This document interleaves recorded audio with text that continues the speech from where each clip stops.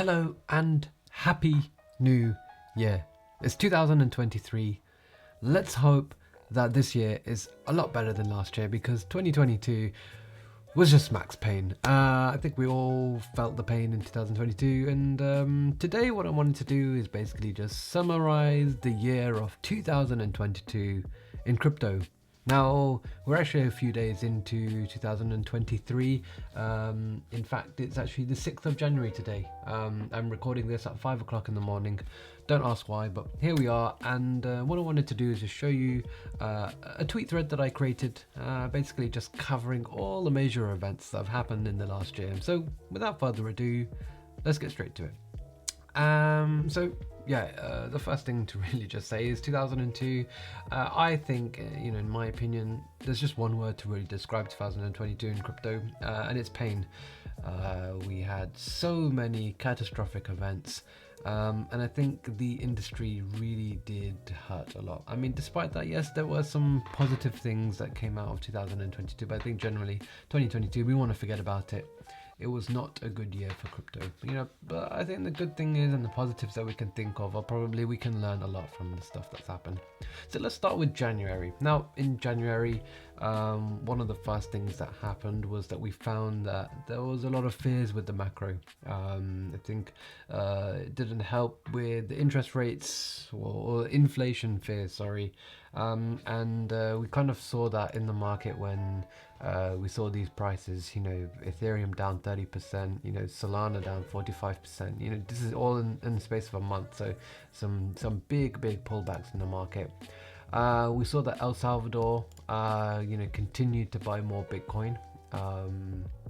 They currently have, 2,300 Bitcoin. So yeah, they're down a lot. They're down 50%. We saw Twitter add, NFT support, and you can see loads of users on Twitter who have things like the Bored Apes, and you're able to kind of verify their ownership. I mean, is this a good thing? I don't know. I mean, I personally wouldn't be too keen on showing my wallet with my apes and all sorts in directly on Twitter, but each to their own. And then we had some NFT marketplaces like LooksRare that came about. I think we needed this because OpenSea kind of had a monopoly. NFTs, some new competition. So that was January. Some good things to come out, but I think generally the market wasn't looking so good, and that generally continued throughout the year, really. February was a very interesting month. I think we started off with a big exploit from the Wormhole Bridge.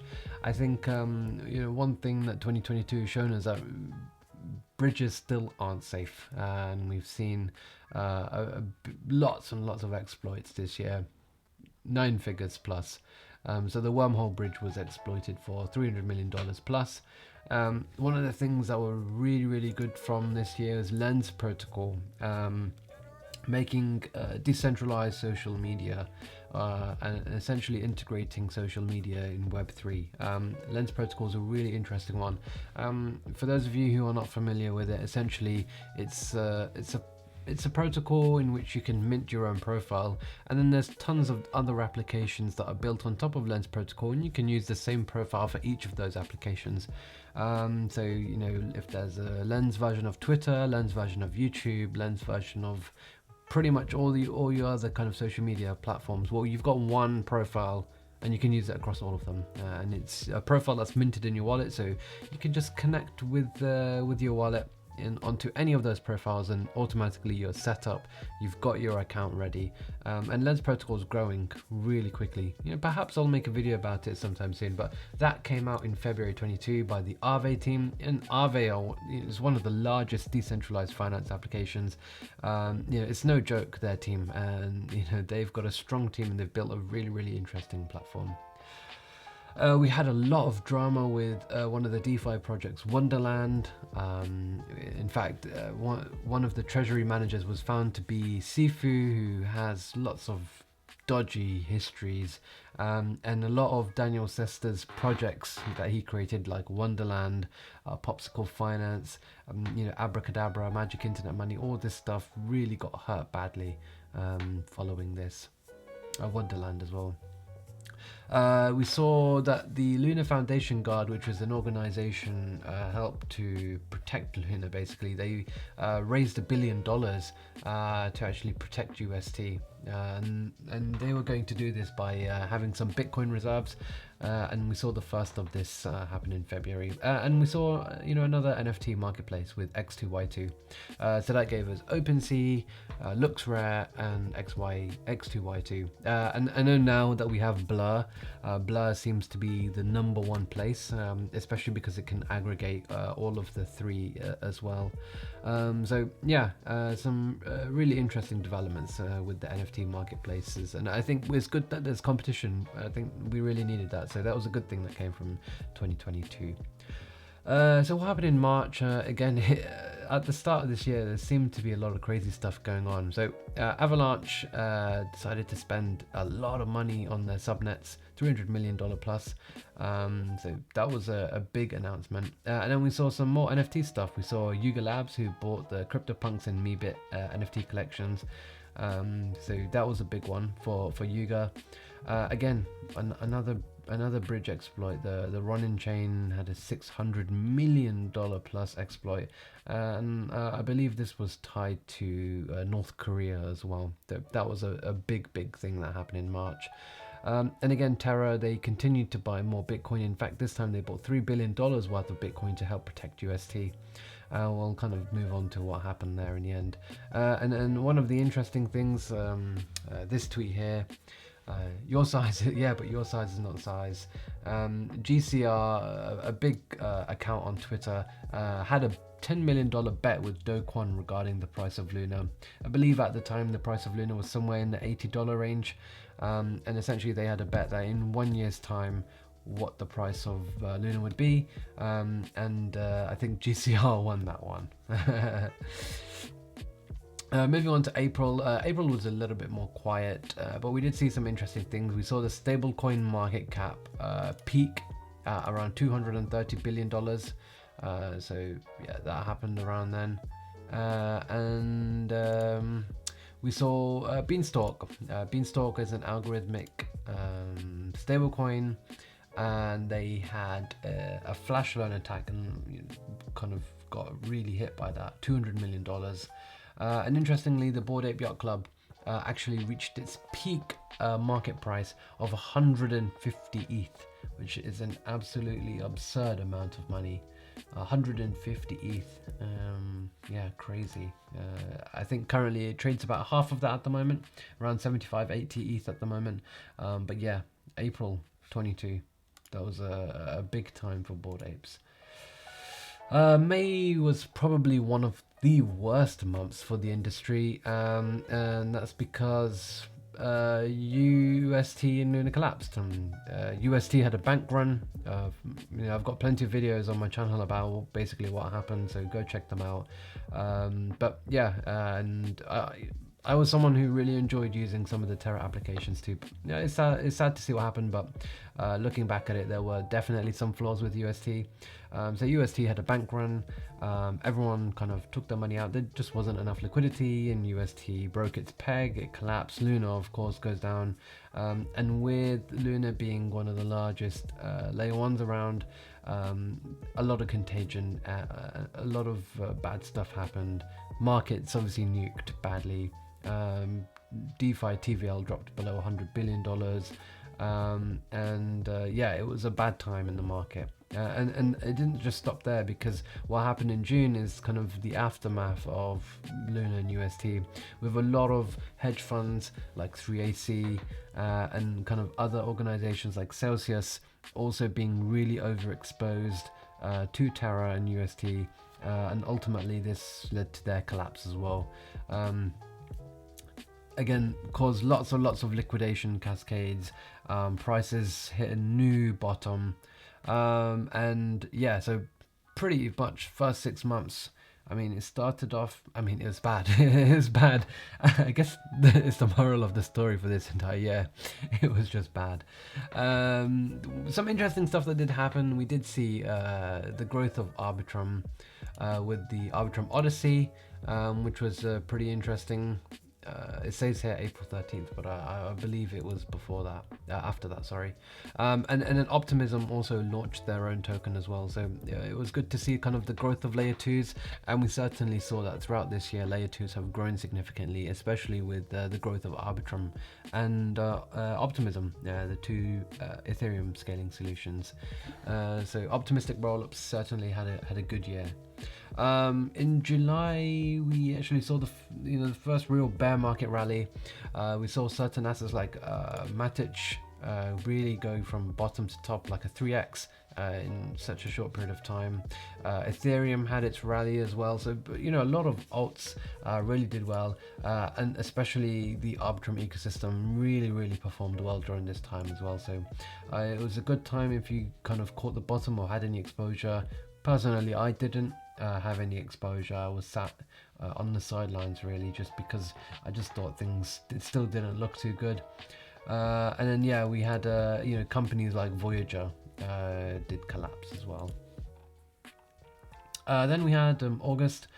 We had the Ethereum London hard fork, and this was the next 2 months were a really good time for Ethereum, especially with their upcoming transition, which they did in September from proof of work to proof of stake. So Ethereum really, as a network, whilst its price didn't do so well, I think as a network it became really strong. Again, we had another hack, a Nomad $190 million hack, which wasn't very good as well. And then we had some sanctions, Tornado Cash sanctions. So basically the US Secretary of the Treasury of I think for basically one of the US Treasury secretaries basically said that the Treasury is sanctioning Tornado Cash, which is a mixer, and essentially they want to do this to help crimes and help money laundering and things like that. So that did happen, and the market did also sell off as well from the previous month. Those rallies that we had back in July sold off. Then we had September, one of the best months of the year again as well. I think really we had the Ethereum merge, this transition, the beacon chain and the mainnet becoming one, and Ethereum really transitioning from proof of work to proof of stake. I think that was fantastic. I'm very happy that this has happened, because I'm a big fan of proof of stake rather than proof of work. I think both have their pros and cons for sure, but for me, I'm happy that a lot of years and hard work went into this, and finally it's come about, and it was such a smooth transition as well. So very good, very well done to the Ethereum team for that. Uniswap actually blacklisted 253 wallets that were involved with, I believe they were involved with some sort of money laundering or via Tornado. And then we also saw some NFT stuff going on here with the CryptoPunks floor price flipping Bored Ape Yacht Club as well. And we also saw fan tokens really start to explode ahead of the World Cup as well. October market continued to really look poor, trending sideways. Some alts still bleeding. We saw Avi, which is a big character on DeFi Twitter, who was basically involved in a highly profitable trading strategy where Mango Markets was exploited by him. I've got a video on this on the channel, so check that out. But that was a very interesting time. We saw another bridge attack, this time $566 million worth. Again, bridges just do not have that security, do they? And of course we saw Twitter acquired by Elon Musk. And we saw some new layer ones like Aptos launch as well, and we'll certainly keep an eye on them, and many of the other new layer ones and layer twos. In fact, I have a list of 59 different layer ones and layer twos that I'm researching at the moment, looking forward for the future. I'm sure some of them are definitely going to be interesting. In November we had, I wonder which one's the worst month, November or May. I think November was probably one of the worst times for crypto. That was because of the FTX Alameda collapse. What? What a crazy month. A sad month for crypto. I think investor confidence very low, and yeah, we saw new lows in the market. Bitcoin hit a new low. So yeah, I've got a video on my channel if you want to know about the whole FTX Alameda situation. But yeah, not a good day for crypto for sure. Not a good month, not a good year for crypto for sure. Avi reappeared. This time he created some strategy where essentially he was shorting Curve, essentially attacking Aave, trying to create bad debt on Aave. He was not successful, and he actually lost quite a bit of money. And we saw certain, throughout this year, we did see some altcoins or some applications actually perform very well, and one of them is GMX, which continued to hit all new all-time highs throughout this entire year. It does not look like a bear market for them at all. And on some days they pretty much outperform the entire market in terms of daily fees. I mean, GMX here, overtaking Uniswap in daily fees when GMX has 1/10 of the market cap of Uniswap. Very interesting. And we don't even have fees on Uniswap, so very good that was. And then moving on to December, the last month, we saw a lot of FUD on many other exchanges like Crypto.com and Binance. So yeah, that certainly happened. Chris, the CEO of Crypto.com, tweeted quite a few times about this. This was earlier on in December. We saw SBF, ongoing headlines. He was arrested, and we saw lots of news about him. We saw the launch of Chainlink staking, which was fantastic, and a new way to incentivize and create more revenue for token holders. And we saw the growth of Arbitrum as well, going to become rank 4 by TVL. I really count this as rank 3 really, because Tron was ahead of it, so only the Binance Smart Chain and Ethereum really leads Arbitrum. So yeah, a good summary of pretty much the entire year and kind of what happened in the crypto spaces. Basically some of the main events. Like I said before, this was a very tough year. Didn't do very well. I didn't hold many positions throughout the year. There just wasn't really any point. Things just carried on going down.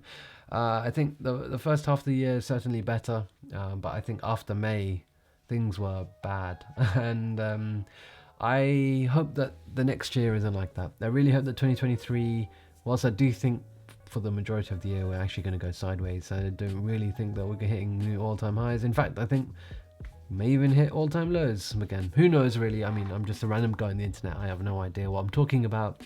But I do hope that 2023 is better than 2022. I don't think it could get worse, could it? So let's see, of course. But either way, a happy new year. I really hope this year gives all of you guys watching lots of blessings, lots of love, lots of happiness, lots of success. So here's to another year. Stay tuned for more content. I appreciate all of you guys supporting me. So if you do, make sure you smash the like button, subscribe to the channel, and of course I'll be back with another video soon.